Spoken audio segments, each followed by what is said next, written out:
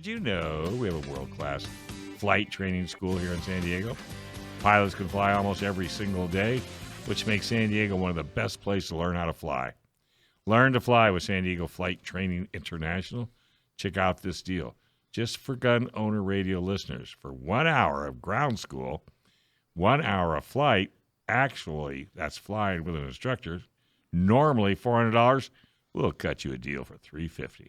All you got to do is give them a call, 858-569-1822. Learn to fly with SDFTI, or call them at 858-569-1822 and say, hey, I want to go flying. Learning to fly. Yes, you need to do that. Do I? Yeah. I just want to learn to land. Yeah, that's the toughie part. The flying is Let's easy. skip the rest. Getting up if I'm is ever easy. in there and need to land, that's all I Getting want. down is not fun. It's a bouncy. So this town hall that we have going on this Saturday morning in Inland Empire, which is actually in Marietta, is pretty interesting. We're going to have, Carl DeMille from Reform San Diego. I'm going to be there, and then we're also going to have somebody from the Sheriff's Department, Riverside County Sheriff's Department. And really what it is it is a town hall to discuss, the spike in crime.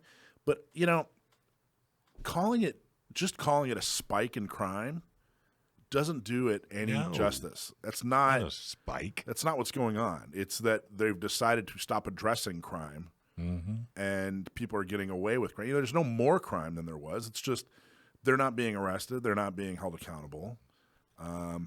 You weren't on the show, but I had my earlier show, and the San Diego Unified School District is excited that their suspensions are down.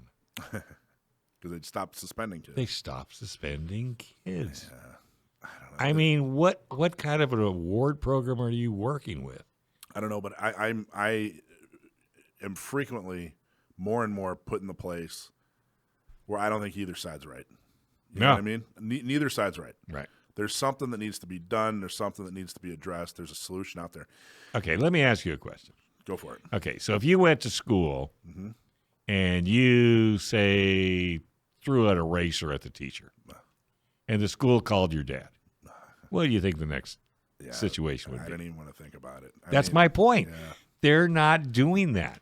They're trying to cover it up. Oh, that's okay. Johnny was just, not to worry. Shh, quiet. Everybody be quiet. We don't want to cause a ruckus. And they're kids. Well, hell, if I can get away with that, I can get away with this. You seen those two wrestlers where the one kid knocked out the other kid?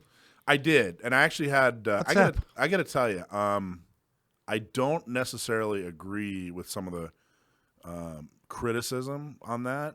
I saw that. Not that. No. But when I was wrestling in high school. Did you have people that you beat walk up and punch you in the face? I got into a fight during football. Okay. I was watching a friend of mine wrestle another guy, and right in the middle of the match, the other guy punched him right in the eye. And this kind of stuff. Now look, it's bad, but the idea that that situation is somehow a sign of the time, I don't agree with. I think young men were fighting in sports. I can't believe you and I are on the same page. I remember when I was a kid. Let me ask you this, Dave. How many friends did you have that you started out kicking their butt? Exactly. Exactly. I had a kid tell me if it wasn't for me kicking his, he would have never became a straight A student. So what is that? There are all these calls for, they should all go to jail and he should never be able to play sports again. I don't agree. I think that he's a kid. If the coaches and the parents handle it correctly, that those two might end up being friends, and it'll be, and we'll make a bigger deal out of it than the kids will.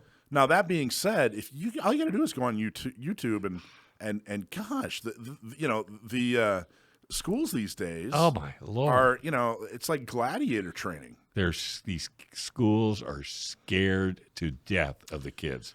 It's interesting. I had a thought. So I was watching. There's a lot of talk about AI, artificial intelligence, right now, right? Elon Musk. That's not really you, is it? No. Okay, I'm just checking.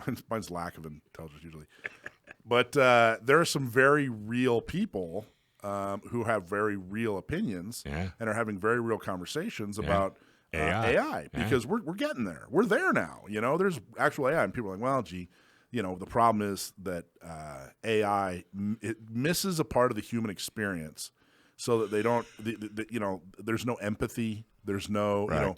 there are pieces of emotions that are missing. Sure. And that's why AI is dangerous. And I'm sitting there thinking to myself, well, that obviously makes a lot of sense, but you don't even have to go to AI. Just go downtown. You know what I mean? Like, I we're at a know. point where you got people in their 20s and 30s who had this horrible experience growing up, and they're missing pieces of the human experience so that they don't have any empathy, and we're worried about AI destroying humanity. Go downtown. Yeah. Go down to, downtown LA. Go to Anaheim. Go to downtown San Diego. Yeah. I mean, you're all of a sudden you're looking around, because you don't know what's going to come out of the woodwork. And there are low-key predators all over.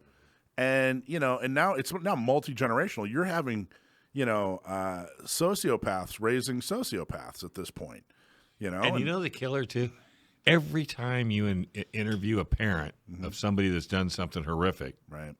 Yeah, he's been a problem his whole life. We've had him on drugs. We've had him on... Well, wait a minute. And you've just been letting this go along like no big deal? I mean, that makes me insane.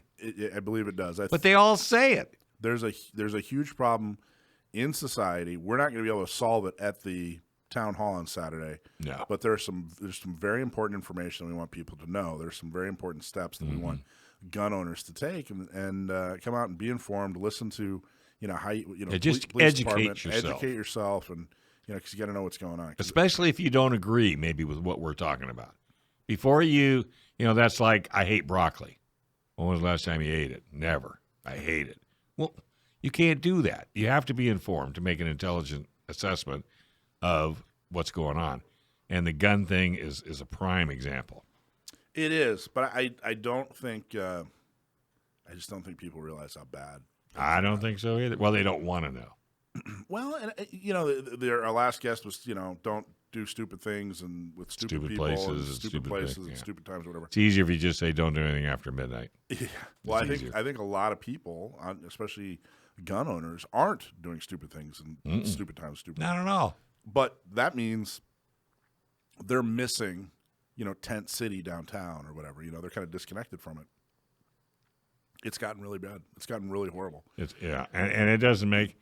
I don't care where you go.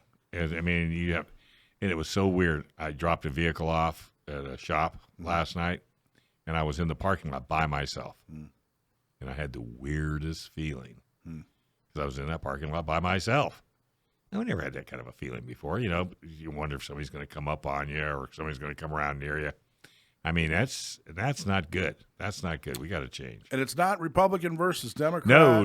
It's not, I think that there may be a case to be made for it might be rural versus urban. Could be. I think that there's, but even in urban areas, San Bernardino is not exactly a metropolis. And Not there's hardly. a ton of crime in San Bernardino. Dangerous crime. Yeah, really bad crime. So I don't know. But I know education and being prepared is Train. yeah. So. I mean, you cannot train enough. And I liked our last guest, because of all that training is why his decision making is better than someone that's never been trained. If you think about it. Yeah. Because he's been trained so well in all the disciplines that he's involved in, his decision making is better than somebody that's had no training, or maybe they just bought a gun, or maybe they bought a taser, or maybe they bought a stun gun, never used it, never trained with it. Yeah. And that might be their first initial reaction, where you might be able to talk your way out of it before you escalate the situation by zapping somebody. You know where I really saw this, and even this is years ago, is when I used to take public transportation. I lived in San Francisco from 94 to 97, and I didn't have a car for a couple of years when I was living there. It was all public transportation. So I was pretty much confined to the city, and it was pretty dangerous. It's pretty dangerous, even back then. I think I left San Francisco in 97. I think that was the peak. I think it was maybe like 94, 95 was the absolute peak. And it was definitely in decline. I mean, now it's just ridiculously dangerous. But even here, the trolley. You wouldn't catch me on that thing. Goodness. Now, if you're going to a Padres game, you're just going to be on there with a bunch of other Padres fans. Maybe, yeah, if that works. But a typical afternoon taking the Orange Line down Don't you like love the 4 o'clock in the morning and you see the thing going by with 3 people in it? Oh, well, forget that. I wouldn't be on there for 4 in the morning. Good Lord. I know. Talk about stupid places and stupid times. Yeah, and there stupid should be a sign. But it was horrible. And you know who I used to make this joke all the time. I would take public transportation to work downtown. Wow. And you know who I never saw? I never saw environmentalist activists. You know what I mean? I never saw global warming scientists. They drove by in their Beamers. Yeah, exactly. And their Range Rovers. It was me and a bunch of criminals and some very quiet, blue collar folks. Yeah, or some older folks who just wanted to get to work and back. That's all. You know what I mean? Just leave me alone. It was funny though. I tend to have this big scowl on my face, right? Which I didn't even realize. But my whole life, I've had people tell me I have this scowl on my face, And meanwhile, I'm sitting there in my head just like, do, and I look like, I don't know. But I never noticed a scowl. Well, I've been told be time and time again. But there were times I was on the trolley in San Diego, and like people wouldn't sit next to me. You know what I mean? They'd kind of take a look and they'd go sit somewhere else. I'm like, I'm the safest guy on this trolley. Yeah, but you're not like 5'5" and 112 pounds either. Oh, you think they wanted a little more elbow room? You're a little ominous. I mean, people don't want to make you mad. I'm like, what am I going to do? You're a pussycat, I know. They just don't know it, and we'll keep it that way. That's right. Thanks for watching this clip from Gun Owners Radio. If you're watching mainstream media, you're not getting the truth about guns. Gun Owners Radio is the easiest way to stay on top of the Second Amendment fight, the fight for your self-defense rights.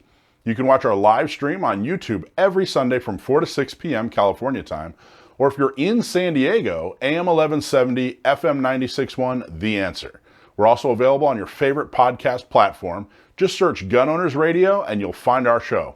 Like and subscribe to help defend and restore the Second Amendment, not just in California, but across the country.